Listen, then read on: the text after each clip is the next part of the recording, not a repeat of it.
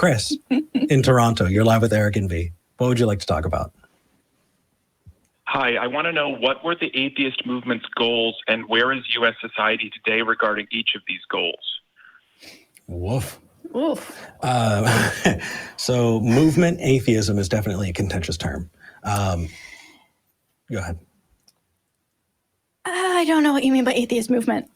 Can you give us a definition? Yeah, so just to clarify, I had a very optimistic and hopeful conversation with Richard Carrier, and he said something very provocative to me. He said that the atheist movement is over, and he told me that if you think that the atheist movement still has something left to do, then you misunderstand what the goals of the atheist movement actually were.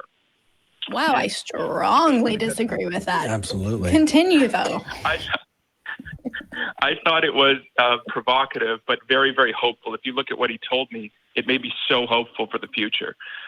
Basically, he told me that once atheist culture becomes mainstream, you can sit back and run the clock and let it bake and give it 3 generations, and the U.S. will be as secular as Europe in 40 years. Yeah. So first of all, he basically said that the battle is over and we can sit back and watch and we're going to be as secular as Europe in 40 years, which is great news, right? Well, yeah. I mean, you could see exactly how that worked with women's rights and abortion, right? Now, we won that battle. So we were just sitting back and...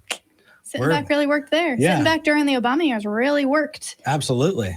Yeah. No, so there's an assumption there that other people are still doing the work.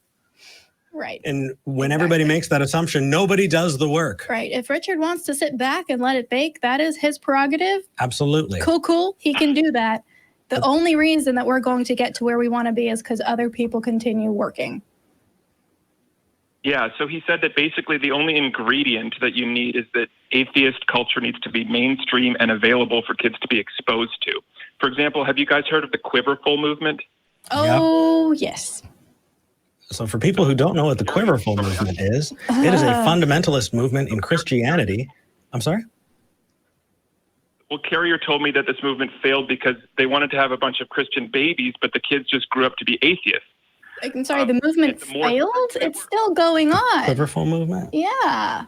It's still a thing. People are still doing that. That's one of the reasons why they want to outlaw abortion.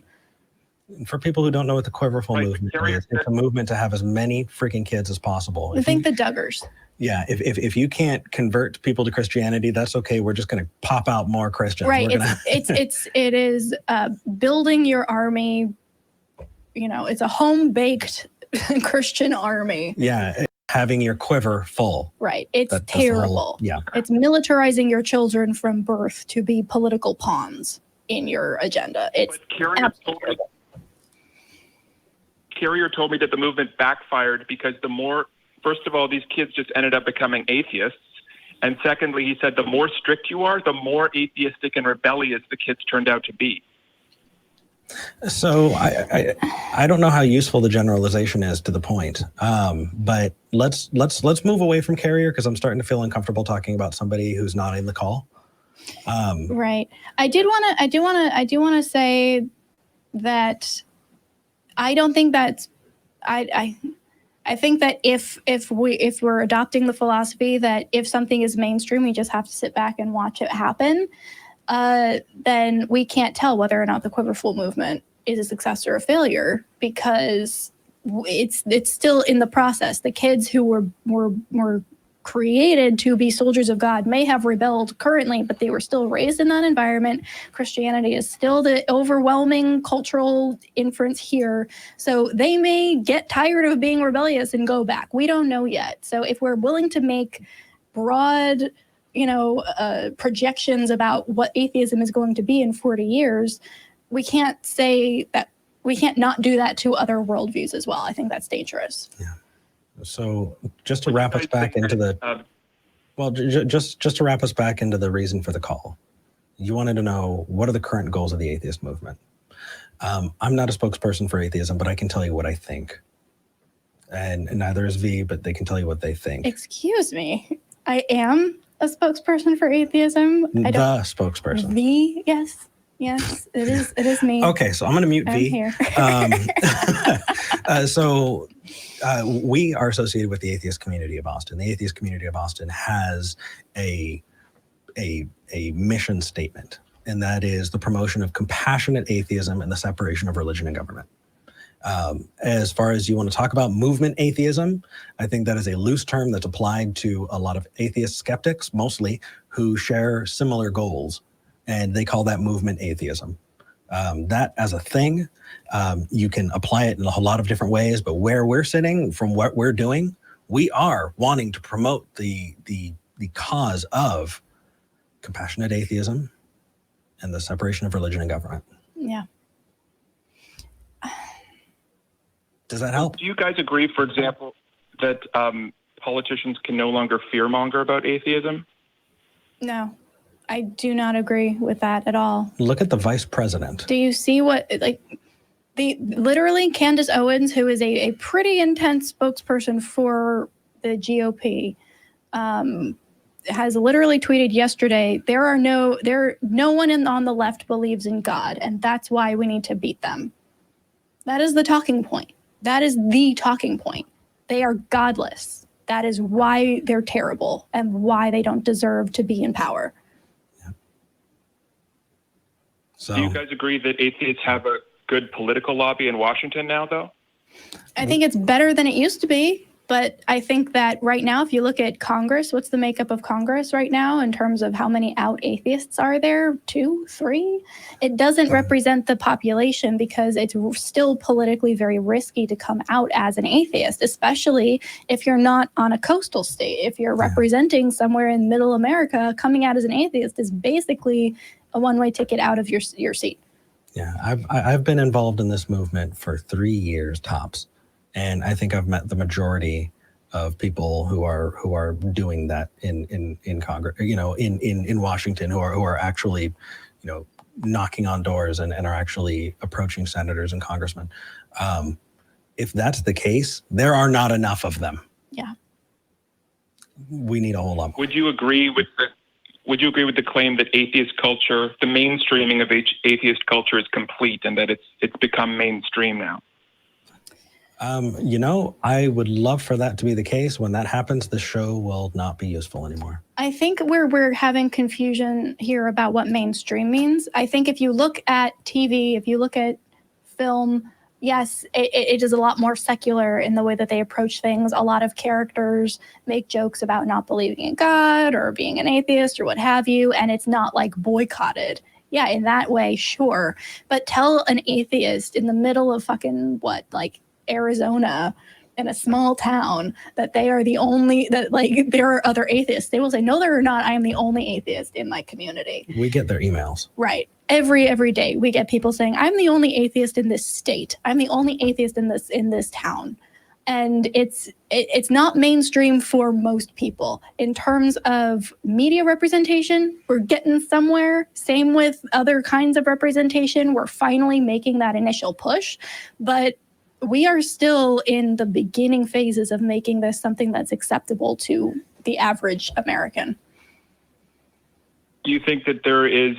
See, the problem is you can say it's no longer a quote-unquote movement, but that still means that people can't go home. They have to continue doing the work to sustain this secularization arc, Europe. You don't have to join a movement. You don't have to become an activist. Yeah. That's not a requirement to be an atheist. That's not a requirement to make a difference. But that doesn't mean that the only other alternative is to sit back and watch. Yeah. The fact is Carrier did good work. And it's a lot of the good work that was done by the people who came before us. That's why we are where we are now. It's progress. And we're happy to take that torch and continue. You know, he doesn't. There are people who can do a lot for a movement, and then, hey, you know what? I'm done personally. That doesn't mean the movement's over. That just means that, you know what? You've done your part, and that's wonderful. Thank you. It doesn't. We're not trying to invalidate the work that other activists before us have done. No, in fact, they created the platform that we're able to stand on to continue to move forward. It's also interesting to me, and again, like, this is all hearsay about what Richard has said. Like, I'm not saying that you misunderstood or are misrepresenting him, Chris, but I again feel uncomfortable talking about this in a concrete way without having him here. Richard Carey, you're welcome to call the show. Oh, for sure. That said, I do find it interesting that at the same time that we are seeing a large push of people of diverse backgrounds coming into the movement, a lot of people from the initial movement who are cis white men saying, oh, it's over now. I can sit back and not have to worry about it anymore. Now that we've got Black non-believers, now that we've got so many queer and LGBTQ and racially diverse people coming up and being like, okay, we're taking this on now. We are now the spokespeople. It's accessible. We are doing the work. Yeah. Maybe one version of the movement is over. And if that's the case, that's fine with me. Yeah, it just means we're moving forward. Yeah. How would you respond to the claim that, like, this atheist culture sustains itself now, and that's why, like, Matt Dillahunty doesn't need atheist organizations to have an audience and a platform? The culture simply gives that to him now. He would I think the internet gives that to him, but we're giving that to each other. Yeah. That's ridiculous. It's very funny to me because there is a lot of community building that happens on these online communities. It's intentional. And it's not I'm sitting back and letting people come find me. Not for most of us. For most of us, it's going out and finding the people who need to hear from us and finding the people who want to be a part of the conversation. Just because it's moved online and there are no longer maybe as many lecture halls dedicated to this does not mean that it's not still a whole lot of work. Mm-hmm. But the other point is just one final point. Yeah, this is going to be the last point. Concern. Yeah, there's this concern that if Muslims in Europe, and there's obviously a ton of racism around this, but even just a non-racist concern that if Muslims in Europe have very radical kids and they have huge numbers of babies every generation, then the Muslim population in Europe will grow, and then they won't believe in free speech. And it was just very hopeful to hear from someone that that's not going to happen. It's like the Quiverful movement. They're just going to melt into the background of the background secularization rate like any other population, Jewish, Christian, or Muslim. I think that is an oversimplification of a lot of different factors. I think that if you grow up in a culture like Europe or, to an extent, the United States, even if you are religious, your religion is going to be tempered by that progressive culture. For example, there are people in England who consider themselves Anglican. Like, that is the religion of the UK. And it's not something that they talk about. They don't go on this, evangelize on the street corners. They don't even really think about it. It's a cultural thing. I see no reason why other religions wouldn't also adopt that. So I don't think that this fear mongering about one particular religion being more radical or more pervasive is reasonable. But I also think that bringing up Muslims and Islamic countries in general is a great way to show that the atheist movement is not over. Like, we can say in America, maybe we can sit back a little bit and let loose the reins just a bit and see where it goes. But my atheist movement is not just about the U.S. My atheist movement is about the worldwide. Worldwide. This audience it's a universal is thing.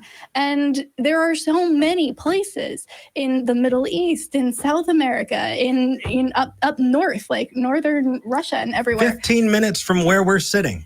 And 15 minutes from where we're sitting. Everywhere is still overwrought with this. And so it's not, I don't know. The idea that it's over is baffling to me. And I really, really hope that that's not a sentiment shared by a lot of people. But hey, if you are privileged enough to think it is for you, that's totally cool. Thank you for your contribution. Yeah. Yeah. All right. Good to talk to you guys. Thank you. Take it easy. Thank you, Chris.